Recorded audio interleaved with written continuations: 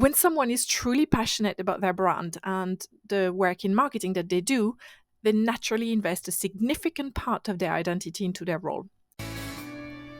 Hey there, I'm Mags, also known as the Marketer Whisperer. If you've ever felt the doubts and pressures of leadership starting to sap your confidence and passion for this amazing job, then this podcast is for you. As a former marketer myself, I've lived through the chaos of consumer brands for over 16 years, so I do get what you're going through. And that's enough to leave any smart and driven marketer feeling like a burnt out version of their former self.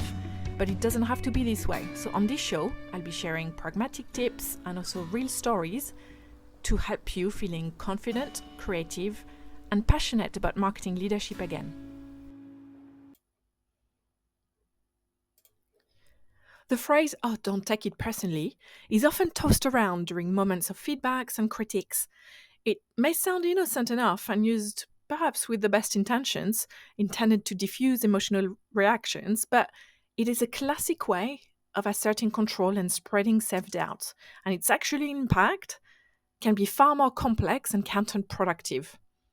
The phrase tends to carry a very dismissive undertone, and it basically invalidates the hard work and dedication of employees. So I want to re-examine it and understand why taking things personally might actually be a sign of a healthy, engaged, and passionate workforce. You're with me? So, by the way, worse than "don't take it personally" might be "don't take it personally, okay? It's so belittling. My high blood pressure is going up." just now.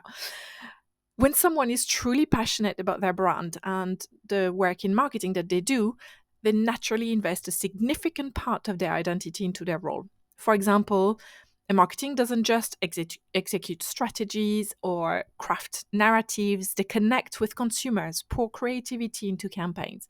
They motivate their teams to understand audiences and pour that creativity into campaigns themselves. So criticizing a strategy without acknowledging the effort and reasoning behind it can feel like a direct attack on their professional identity and their motivation.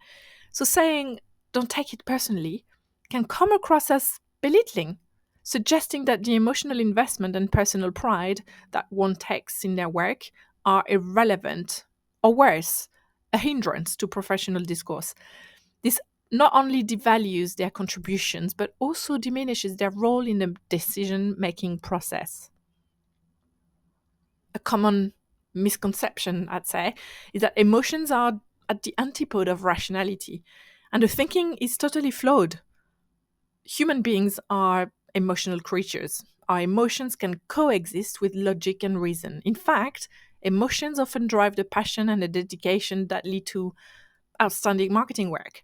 And by dismissing the emotional response that goes with receiving criticism or constructive feedback that contains a "don't take it personally," we actually do overlook the fact that emotions can fuel constructive feedback, innovative solutions, deep commitment to one's work.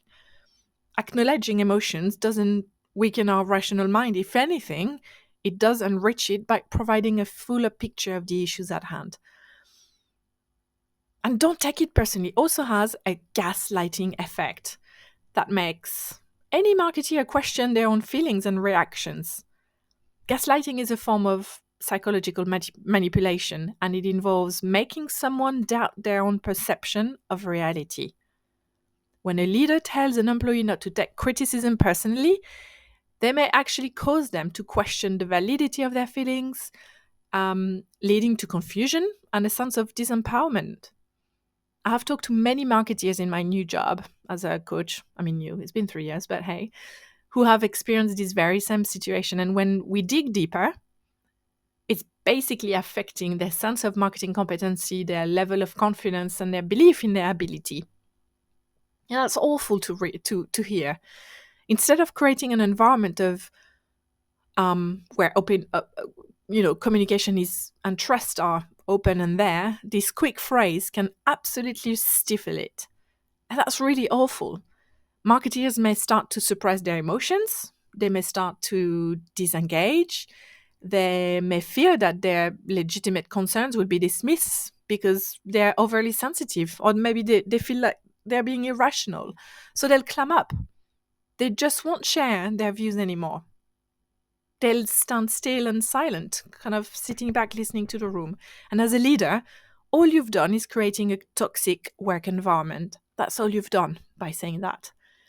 So we've got to empower responses instead of reactions and reframe feedbacks.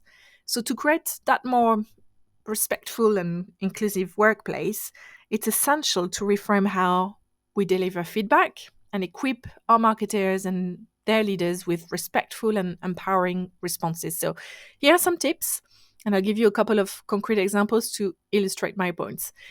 When we ask for clarification, we could say, can you clarify which aspects of the strategy you feel you're not, if blah, blah, blah. Here are some tips, and I'll also give you some concrete examples to illustrate my points. Always ask for clarification. So you could say something like, can you clarify which aspects of the strategy you feel are not effective and why?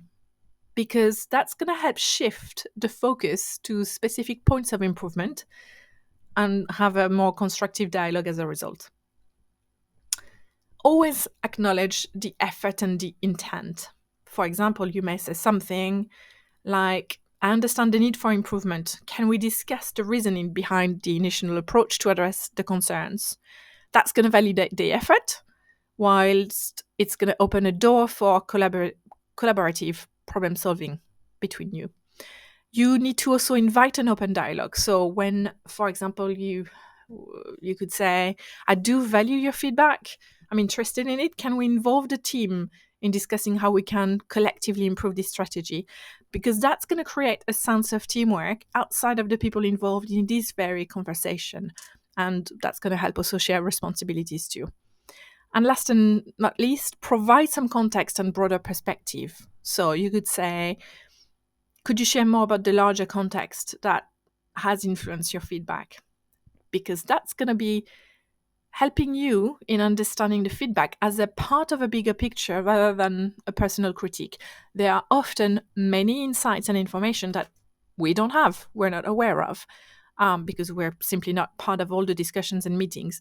And that question is going to make that go away. So if you're a leader and you know you have said don't take it personally before, what can you say instead? So let's take an example. There's a marketing campaign that gets some kind of criticism for not meeting the expected KPIs. And you may say, don't take it personally, but this campaign is a freaking disaster. Instead, a better alternative could be, I appreciate the creativity and effort that you've shown in this, building this campaign. Let's review the results and see where we can make adjustments to align with our goals. So you can just check all of a sudden how it sounds. Nothing changes. The campaign still hasn't met the KPIs, but in the better alternative, there's a motivational outlook for improvement. The I don't want to sound negative, but don't take it personally are all implying this is a negative that's about to come out of my mouth. There's something personal, in fact. I don't want to sound negative, but it's going to be negative. It just is. Say now there's a product launch strategy that's under scrutiny for its market fit, and the leader is going to be saying, we need to change the strategy. It's just all wrong. Don't take it personally. A better alternative would be to say, your dedication to the product is really clear, and I'm really liking it. So let's dive into the market feedback and work on how we can redefine a more suited strategy based on these insights. So it might be a bit long, make it yours, but watch your semantics. That's my message. Watch your semantics. Taking things personally isn't negative.